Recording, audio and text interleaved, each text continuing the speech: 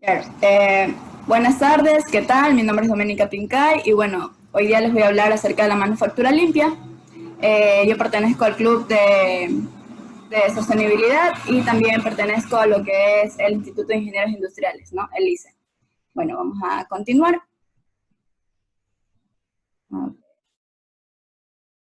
Ya. Tenemos primero lo que es la transformación de la manufactura, ¿no? Bueno, como sabemos, en un principio la manufactura era muy artesanal, ¿no? Entonces no había especialización de los trabajadores, se desarrollaba como la persona solía hacerlo, ¿no? Luego pasó a ser más industrializado, llegó la producción masiva, llegaron los principios de Toyota, comenzó a haber más especialización en cada una de las cosas, ¿no? Había más responsabilidad. Luego pasamos a una producción flexible, donde ya no solo era la parte de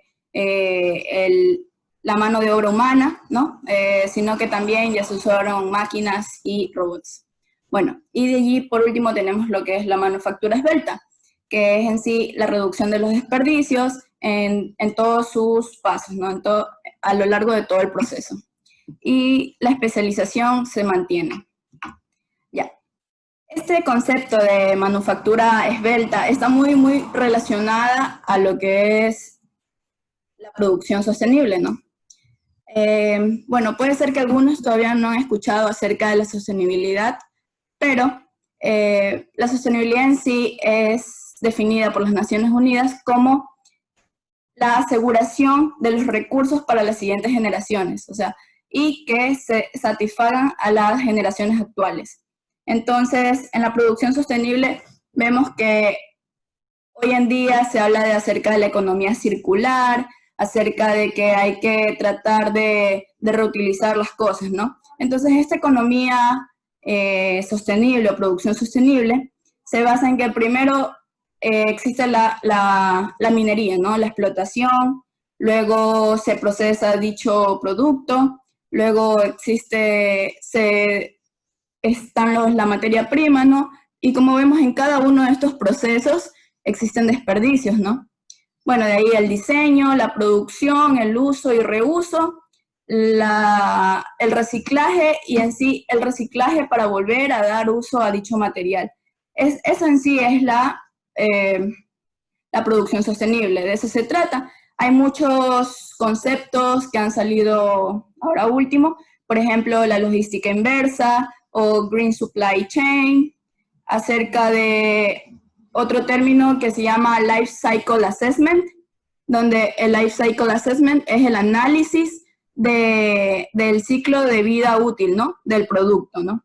Donde lo que se trata es de analizar cuál es el impacto desde que uno desarrolla el producto hasta que el producto es consumido y luego este puede ser regresado. Entonces, en sí, la economía circular, la producción sostenible y todos estos tipos de conceptos están íntimamente relacionados, ¿no?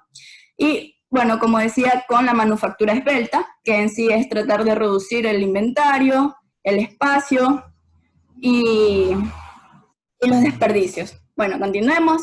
Entonces, por ejemplo, existe una huella ecológica, la huella ecológica de cada uno de los países del mundo. Como vemos aquí, los colores como rojo más oscuro son aquellos países que actualmente más contaminan, ¿no?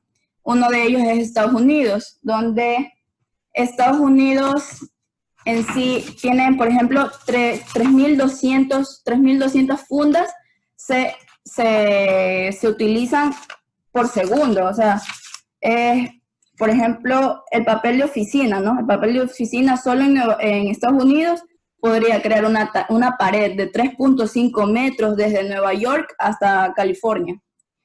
Podría juntar todas las botellas que se producen y que salgan desde la Tierra hasta la Luna 6 veces, ida y vuelta, ¿no? Entonces, o por ejemplo, los neumáticos. Si pusiéramos todos los neumáticos que se producen solo en Estados Unidos, podría dar 3 veces la vuelta a lo que es la línea ecuatorial, ¿no? Entonces, bueno, Entre los países más desarrollados son aquellos que tienen mayor huella ecológica, son los que más productos con gases de efecto invernaderos producen. Por ejemplo, el clorofluorcarbono, el hidroclorofluorcarbono y el bromuro de metilo, los halones, entre otros productos, ¿no? Estos gases quedan encerrados dentro de la atmósfera terrestre debido a que se acumulan. Y como se acumulan, no dejan que la radiación que entra salga de nuevo. Entonces se queda encerrado. Y por eso tenemos lo que es el calentamiento global, en sí de eso se trata, ¿no? Y todo es debido a la producción que creamos y la quema de los combustibles fósiles, ¿no? Todas estas son actividades antropogénicas o también llamado actividades humanas, ¿no? Ya. Entre las compañías más sostenibles están justamente en estos países los más desarrollados, pero también, bueno, es un poco ahí medio debatible. Entonces tenemos a Estados Unidos, Canadá, muchas empresas en Europa se están yendo a la parte de la sostenibilidad, y bueno, y la parte asiática. Entonces, una de las empresas que está como líder mundial en sostenibilidad es Ørsted, que es una empresa danesa, tiene sede en Dinamarca, y esta empresa en sí ha cambiado su forma de producir energía, porque es una empresa eléctrica, ¿no? Entonces, al principio, el 75% de la energía que producían era a partir de combustibles fósiles, pero luego pasaron a hacer ese 75% a hacer energías renovables. Bueno, sigamos. Ya. ¿Por qué a las empresas les debe importar la manufactura limpia? Primero, por los consumidores. Cada día más consumidores están tratando de buscar empresas que se alineen a la sostenibilidad, que se alineen a los principios, ¿no? Entre esos, bueno, ya vamos a hablar más adelante cuáles son los principios de la sostenibilidad, que siempre están basados en la economía, en la parte medioambiental y en la parte social, ¿no? Bueno, de allí también tenemos a las regulaciones, cada vez y cuando las regulaciones se están haciendo más fuertes, las medidas cada vez la gente está reclamando más. De allí tenemos la competitividad, ¿no? Cada empresa quiere ser cada día más competitiva, quiere pertenecer dentro del mercado, ¿no? Entonces, para tener una buena reputación y no ser dejado afuera, las empresas están apostando a la manufactura limpia, que en sí es apostar a nuestra vida. Sigamos. ¿Cuáles son las oportunidades, no? Son las buenas prácticas de negocio, la reducción de la escasez de material y energía, llegar a ser una empresa competitiva en el mercado y reducir los costos de operación en sí. Entonces, ¿cuáles son las estrategias, no? Una de las más grandes estrategias es, primero, rediseñar la manufactura, sustituir aquellos materiales, producir productos, dejar de producir productos excedentes, ¿no? Porque al final todos esos productos adicionales que uno crea quedan como basura, se terminan quemando, terminan en botaderos, en vertederos, entonces al final no sirvieron de nada, ¿no? Entonces, sigamos. Y por último, que es uno de los más importantes, que es el que más se aplica casi en todas las empresas, el uso de energías limpias, el uso de energías renovables, ¿no? Entonces, esas son las estrategias que más apuestan las empresas. Ya. Tenemos también que los rellenos sanitarios, ¿no? O sea, como decía, muchas empresas a veces tienen sobreproducción, demasiado inventario, o por ejemplo en la industria de la moda, la ropa, que al final a veces no se vende, ¿no? Luego la mandan a botar, o sea, la queman en sí. Y bueno, todo eso, que lo quemen, hacen que aumente la parte del calentamiento global. Y de que termine todos estos residuos en vertederos, afecta en sí a la vida de los animales y a nuestra propia vida, ¿no? Si ustedes no sabían, por ejemplo, uno de los recursos que peor administrados es el agua, porque el agua solo hay un 0.024% de agua en el mundo, o sea, agua dulce. El 1.7% se encuentra en los glaciares, el otro 1.7% se encuentra en los acuíferos, ¿no? Que están súper abajo de la tierra, ¿ya? Los acuíferos, y de ahí el 96.5% se encuentra en los mares. Entonces, es como que te quedas así impresionado de que es tan poca la cantidad de agua, y cuando uno extrae, y uno de los países que más extrae agua de los acuíferos es Estados Unidos, al extraer tanto, alteras a la vida de los animales y en sí de todo, o sea, la contaminación es bárbara. Ya, entonces, sigamos.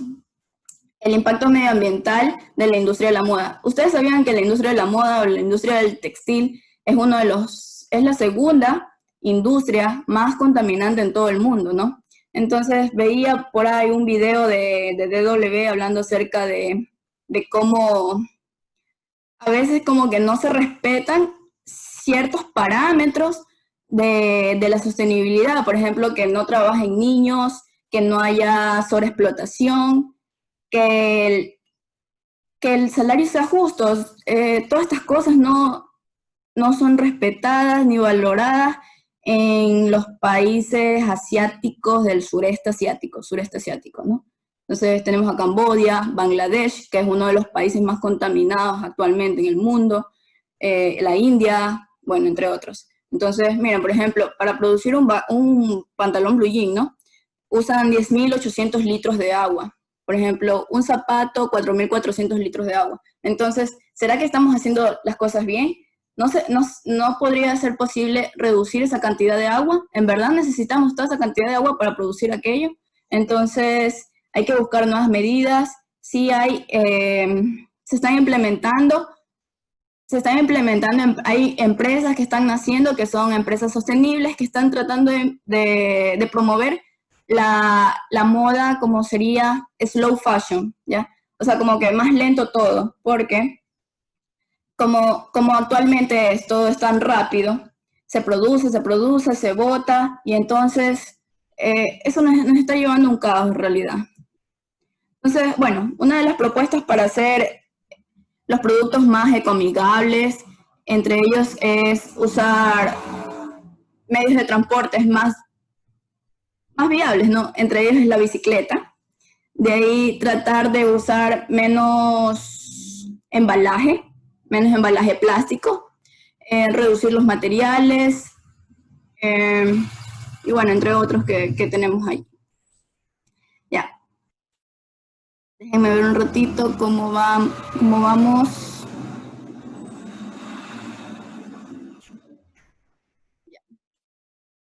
A ver, ya. Una de las compañías que ha sido como que fuertemente criticada y la encontraba en algunas listas así top era Unilever, que decían que Unilever está apostando por la sostenibilidad, pero luego en los comentarios encontré full críticas y me parece interesante, ¿no? Una de las críticas es la contaminación por el uso de plástico. Por ejemplo, los shampoos, ¿no? Los shampoos, las cremas de peinar y todos estos productos.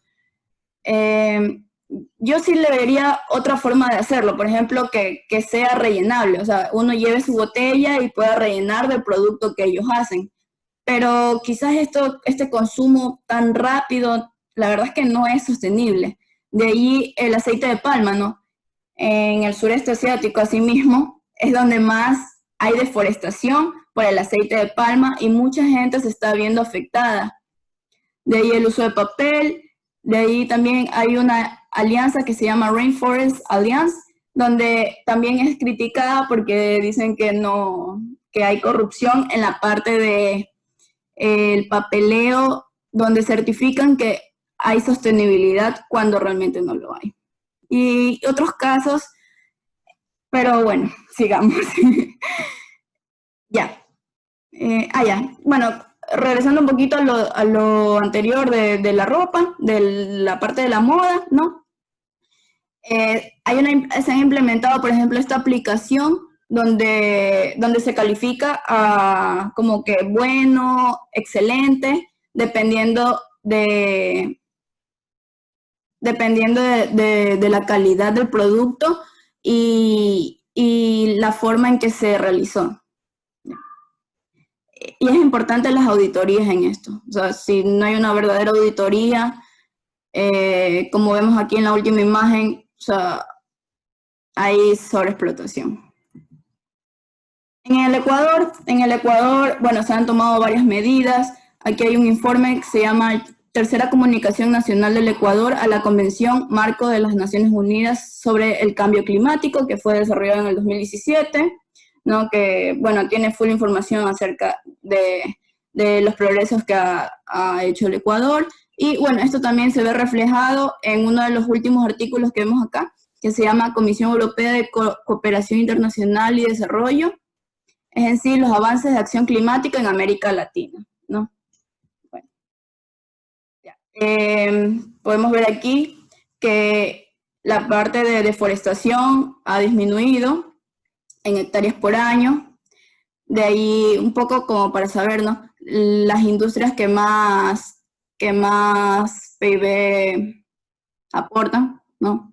Producto Interno Bruto, es la manufacturera, el comercio, la construcción, las petroleras, la ganadería, transporte, entre otros. Una de las fuentes de energía, hay dos fuentes de energía, o sea, como que se la clasifica, las fuentes primarias y las fuentes secundarias. Las fuentes primarias en sí son aquellas fuentes que provienen de la naturaleza, o sea, de una vienen de la naturaleza. Uno de ellos es el petróleo, ¿no? Que es los combustibles fósiles. De allí tenemos en un 4% la caña de azúcar, el 3% la leña, el 12% la hidroenergía y el 9% el gas natural, ¿no? Estas fuentes provienen en sí de la tierra. Entonces, de ahí las fuentes secundarias tenemos a la electricidad, el gas licuado de petróleo, en un 8%, el 33% es de diésel. Entonces, como vemos, la mayoría es la mayoría del recurso energético se va a la industria del transporte y como que ahí es donde más se usa, ¿no? Como vemos aquí, el 48% va a la parte del transporte, la distribución sectorial, ¿no? De energía. Listo. Bueno, toda esta información la encuentra en el Ministerio de Ambiente del Ecuador y de allí, por ejemplo, el Ecuador se trató de enfocar mucho porque todos los países de Latinoamérica se les propuso, o sea, a partir de la Unión Europea, como que seguir los objetivos de desarrollo sostenible, ¿no? Entonces, Ecuador hizo como que una tabla de prioridades. Una de ellas es la agricultura, el uso de suelos, la parte del uso de suelos o silvicultura. Silvicultura en sí es la protección a los bosques. De ahí tenemos a la energía, el manejo de desechos sólidos y líquidos y los procesos industriales. Bueno, ya. Algo importante de rescatar de esto es que existen normas internacionales, por ejemplo, la ISO 37161 habla sobre la infraestructura y comunidades inteligentes, o sea, por ejemplo, el qué es el qué, o sea, qué es lo que se está haciendo, qué cosas se pueden hacer, ¿ya? El ISO 37162 es el cómo, en sí, por ejemplo, la creación de vías para bicicletas, o sea, en sí, cómo se pueden desarrollar infraestructuralmente para las ciudades. Y la visibilidad de la gestión de innovación, el ISO 56000 nos da una pauta de aquello, el ISO 15392 habla sobre la sostenibilidad en los edificios y la construcción, ¿no? En la parte de ingeniería civil. Bueno,